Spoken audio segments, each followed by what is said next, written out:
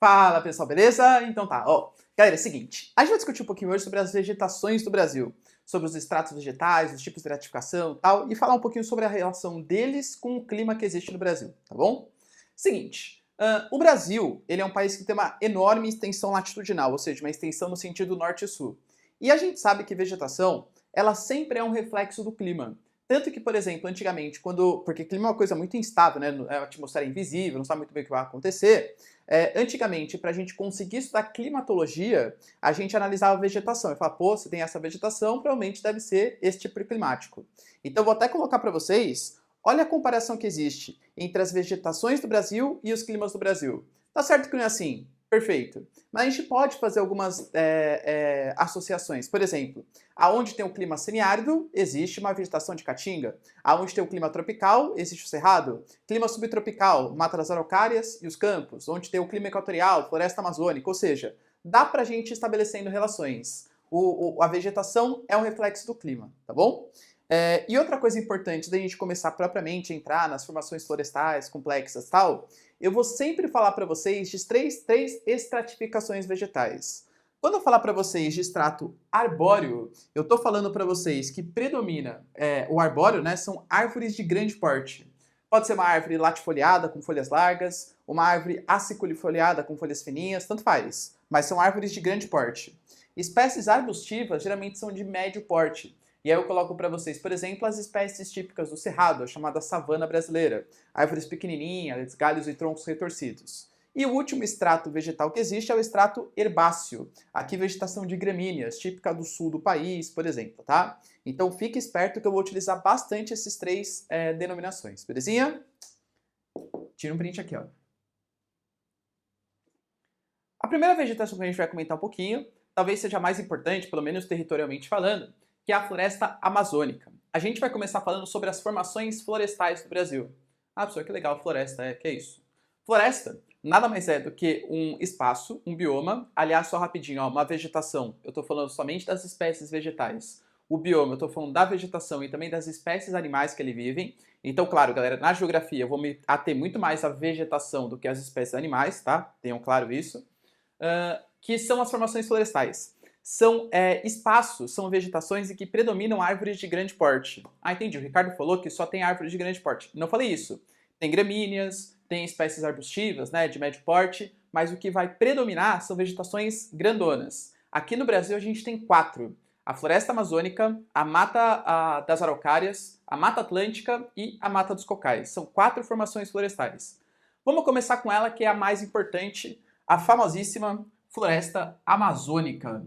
A Amazônia, galera, de verdade, vocês têm que entender que ela não é uma floresta somente brasileira, né? A floresta amazônica é a maior floresta equatorial do mundo e ela pega não só aqui no Brasil, mas pega também Colômbia, pega até a França. Sua França? Guiana Francesa. Tá ali, tá na América do Sul, beleza? Pega a Venezuela, pega pedaço do Peru. Toda essa vegetação corresponde à floresta amazônica. Ela tem, galera, aproximadamente no território brasileiro, 4 milhões de quilômetros quadrados. Pelo menos na sua área original. Originalmente, 4 milhões de quilômetros quadrados. Nossa, professor, bastante isso, né? Sim. Se você for pegar o Brasil como um todo, que tem 8,5 milhões de quilômetros quadrados, é praticamente metade do território brasileiro. Você começa a entender por que as pessoas não falam, nossa, o Brasil é uma selva, não sei o que lá. Vai estar preconceito, claro. Mas convenhamos que você pensa que na África, ou tem gente morrendo de fome, ou é o Rei Leão, percebe? Tá no meio da savana.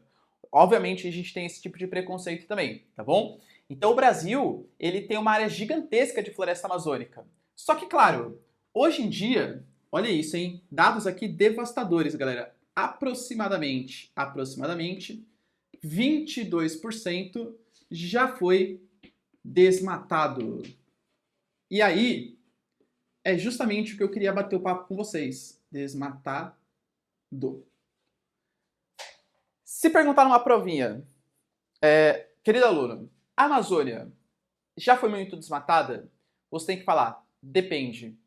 Como assim depende? O tamanho que foi desmatado? Então, tem vegetações do Brasil, tipo a Mata das Araucárias, que predomina cerca de 3% da vegetação original. Na Amazônia, predomina ainda 78%. Ah, entendi. O Ricardo falou que não foi desmatado. Também não é assim, percebe? Porque a Amazônia é uma floresta gigante, é praticamente um país. Vários países têm muito menos que 4 milhões de quilômetros quadrados, percebe? Então a área que foi desmatada, ela é muito significativa em termos absolutos.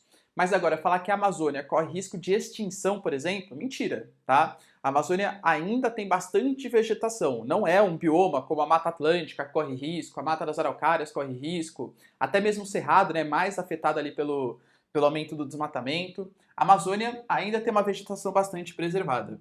A Amazônia, ela é uma floresta que a gente considera como uma floresta latifoliada. Professor, o que é isso?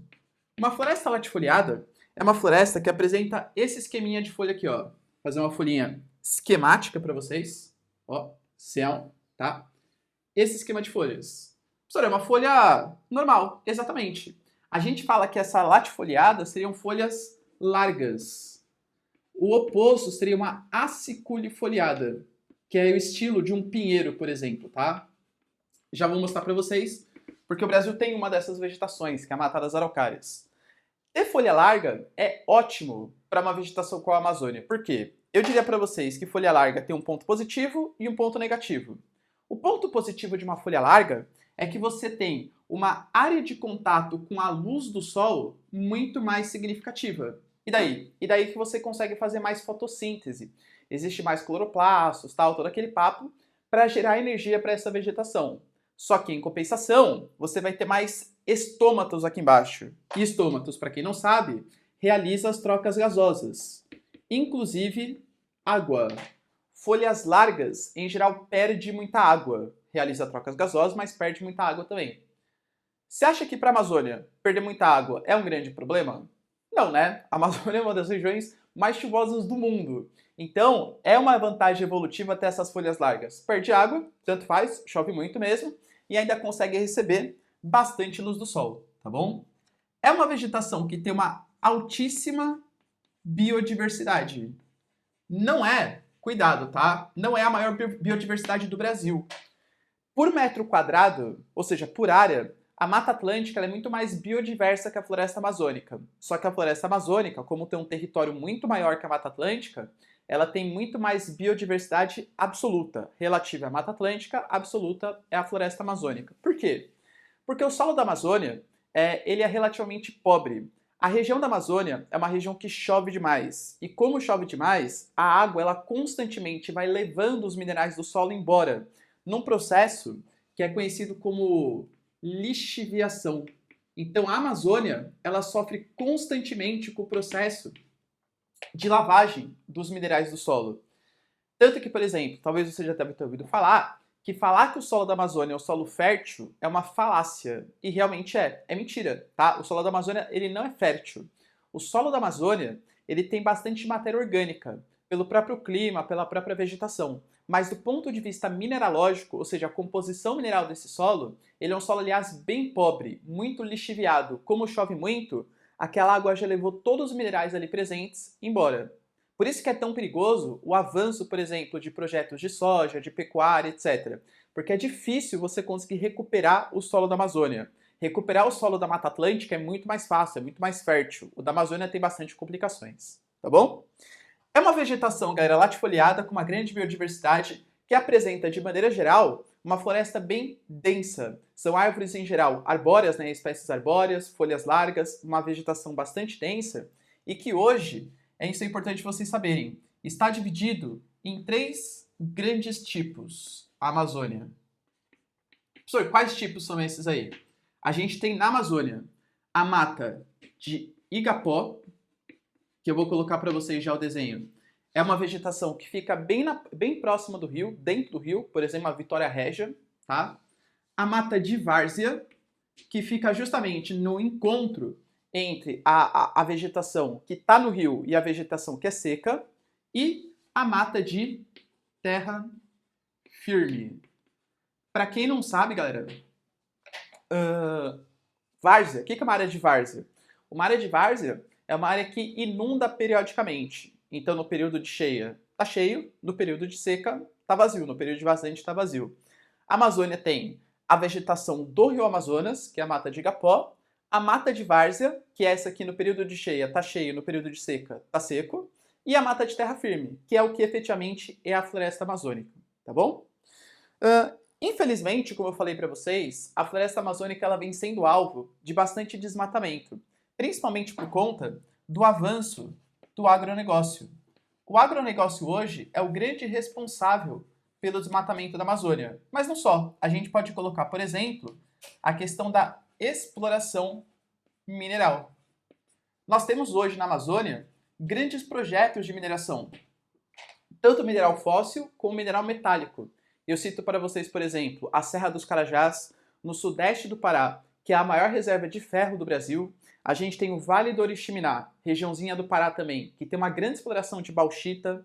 A gente tem, por exemplo, a Serra do Urucu, aliás, a Bacia do Urucu, que é uma área de exploração de petróleo onshore no nosso território. Ou seja, uma série de explorações minerais, tanto metálicas como de combustíveis fósseis, fazem com que a Amazônia tenha um avanço sim do seu desmatamento. Mas a gente pode ver, né? A mineração, galera, é um dos projetos que mais desmata. Por quê? Quando você vai fazer a mineração, vai explorar algum tipo de minério, você não explora o que está em cima do solo. Você tem que tirar aquela vegetação que está em cima, você tem que revolver o solo, e aí isso vai gerar desmatamento, perda de biodiversidade, erosão, assoreamento, uma série de coisas, para aí sim explorar aquela rocha que está no subsolo para extrair o que te interessa, tá bom? A gente pode colocar aqui, por exemplo, também a expansão das hidrelétricas, e aí eu cito para vocês, como um dos maiores exemplos, a hidrelétrica de Belo Monte. Belo Monte, de novo, né, lá no Pará. Mas perceba, galera, que não é só uma hidrelétrica. Tem, por exemplo, Jirau, Santo Antônio e Rondônia. Quando eu falo do agronegócio, eu estou falando da expansão, por exemplo, da soja, da pecuária, do milho. Hoje, existe até um conceito que a gente chama de a fronteira agrícola. O que seria essa fronteira agrícola? Se eu desenhar para vocês aqui, ó, um Brasilzão esquemático, olha o Brasilzão aqui, ó. A floresta amazônica, ela ocupa essa porção aqui norte do nosso território, certo? Mais ou menos.